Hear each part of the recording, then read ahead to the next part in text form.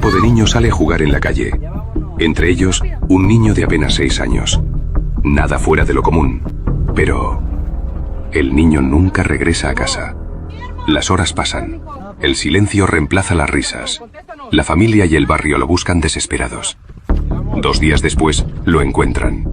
Enterrado en una zanja cerca de un arroyo, con las manos atadas. Un niño de 6 años, torturado hasta la muerte. ¿Qué pasó realmente durante ese juego para que un niño terminara así, enterrado y destrozado, sin que nadie lo impidiera a tiempo?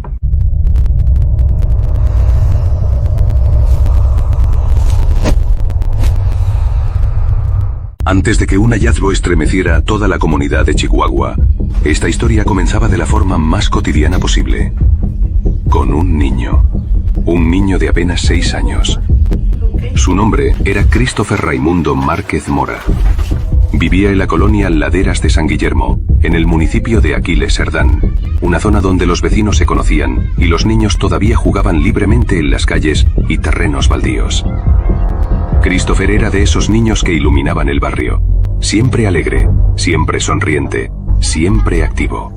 Le gustaba correr, jugar con los demás y disfrutar cada tarde como cualquier niño de su edad.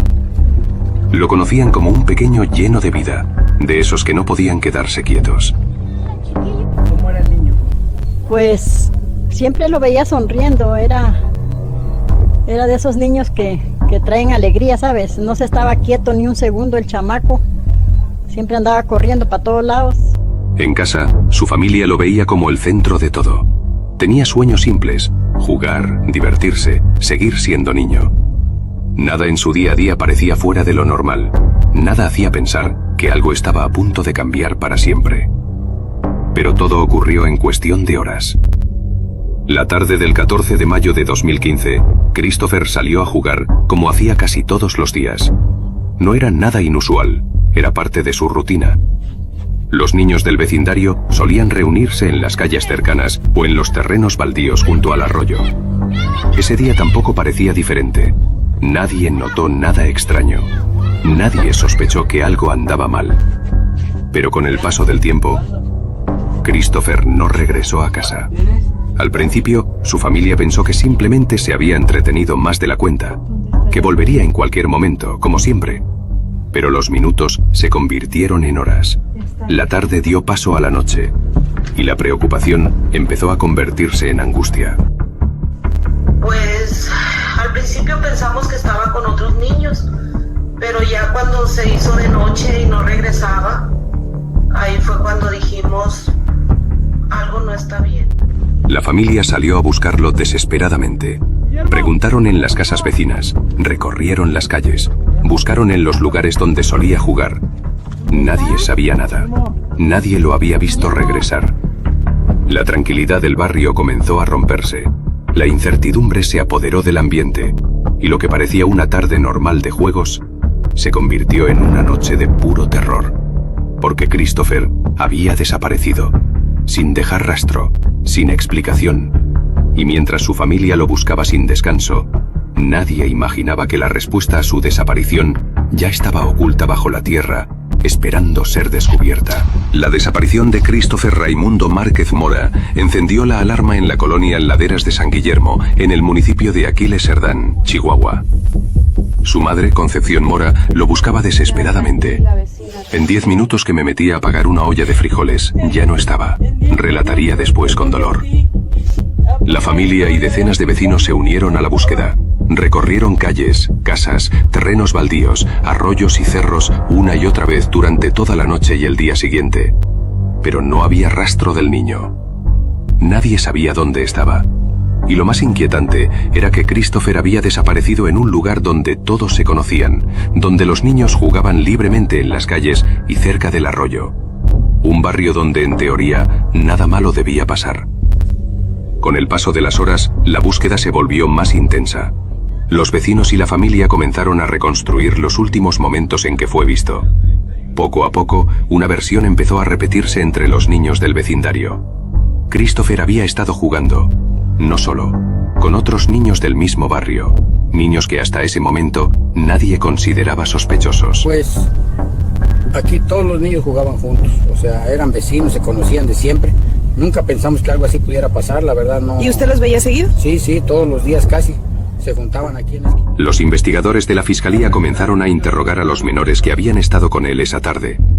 Al inicio, las respuestas eran confusas, incompletas y llenas de contradicciones. Algunos decían no recordar bien, otros evitaban dar detalles.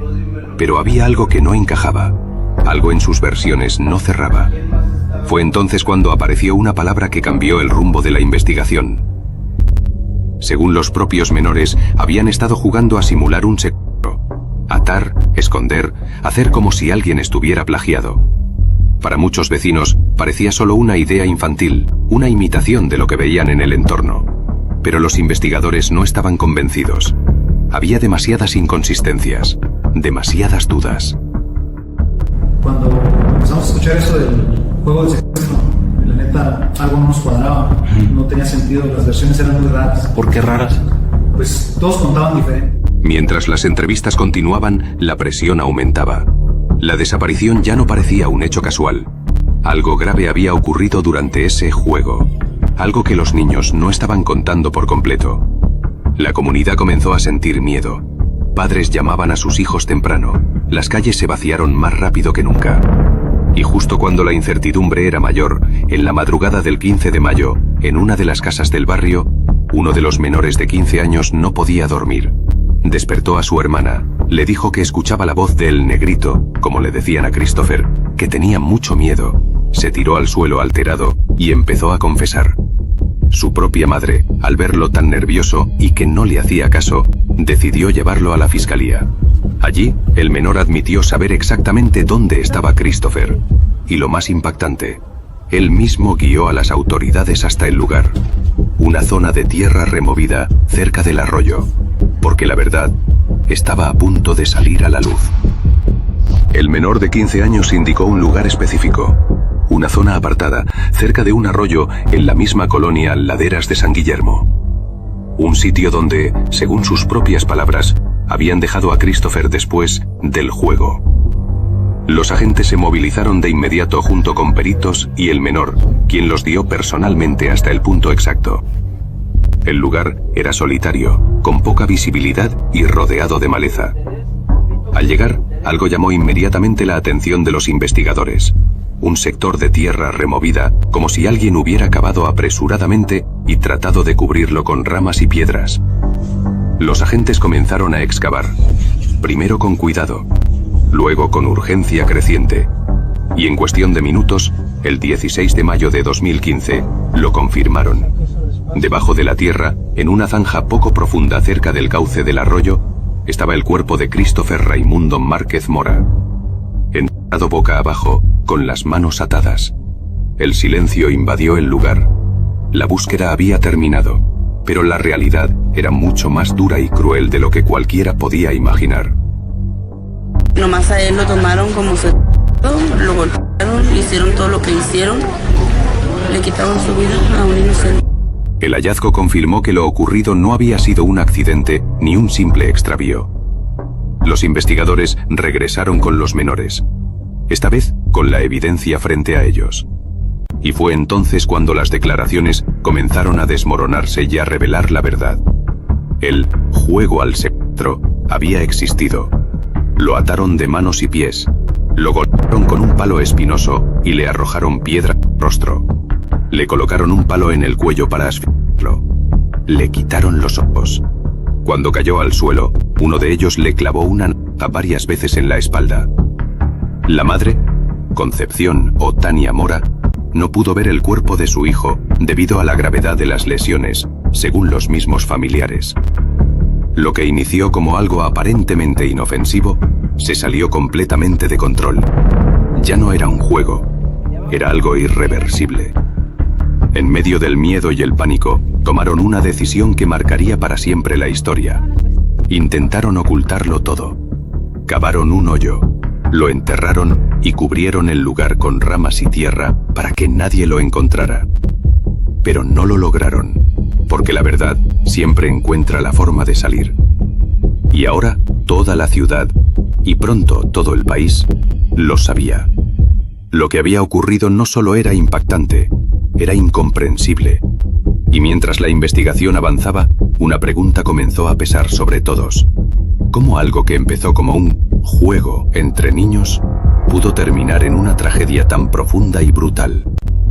La respuesta llevaría a un proceso judicial que dividiría a la opinión pública de México. Tras el hallazgo del cuerpo de Christopher Raimundo Márquez Mora, la investigación en Chihuahua tomó un rumbo definitivo.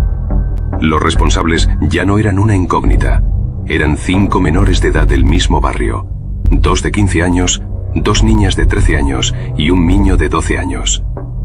Niños que vivían cerca, que jugaban en las mismas calles y que en algunos casos tenían lazos familiares lejanos con Christopher. La noticia impactó aún más que el propio crimen, porque nadie esperaba que algo tan brutal pudiera venir de quienes jugaban con él todos los días. Pues emocionalmente le digo que todavía no lo podemos creer, Todavía no, pues estamos como hasta en shock, más nosotros que tenemos niños, pues no, es muy difícil de asimilar. Fueron de una de las personas que menos me lo esperaba, por parte de los 3 menores que son hermanos, que son familiares de mi hijo. O sea, es una cosa que yo me pregunto el por qué el daño. O sea, si él nunca les hizo algo malo, todavía se burlaron de mí en mi cara al ayudarme a buscarlo, al verme llorando por mi hijo.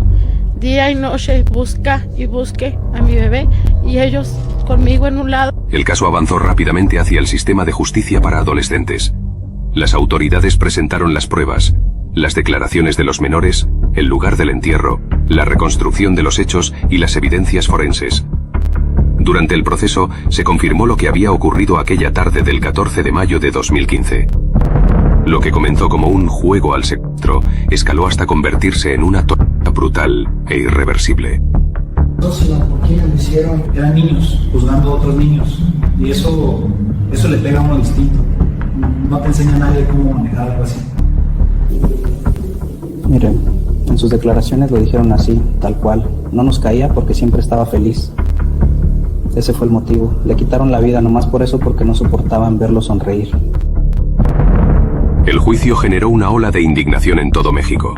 La sociedad pedía justicia severa, pero había un límite legal claro. Al tratarse de menores, las penas estaban fuertemente limitadas por la Ley de Justicia para Adolescentes. En febrero de 2016, el juez Francisco de León Merino dictó sentencia en un juicio abreviado. Los 2 adolescentes de 15 años recibieron la pena máxima posible, 9 años y 6 meses de internamiento en el Centro Especializado de Reinserción Social para Adolescentes Infractores, CERSAI. Los 3 menores de 14 años no fueron enviados a prisión. Quedaron bajo medidas socioeducativas, tutela del DIF, vigilancia domiciliaria o programas de rehabilitación. Uno de ellos recibió tratamiento especial por una condición mental. Para la familia y gran parte de la sociedad, la justicia no fue suficiente. Yo no les pido otra cosa, nada más que la justicia.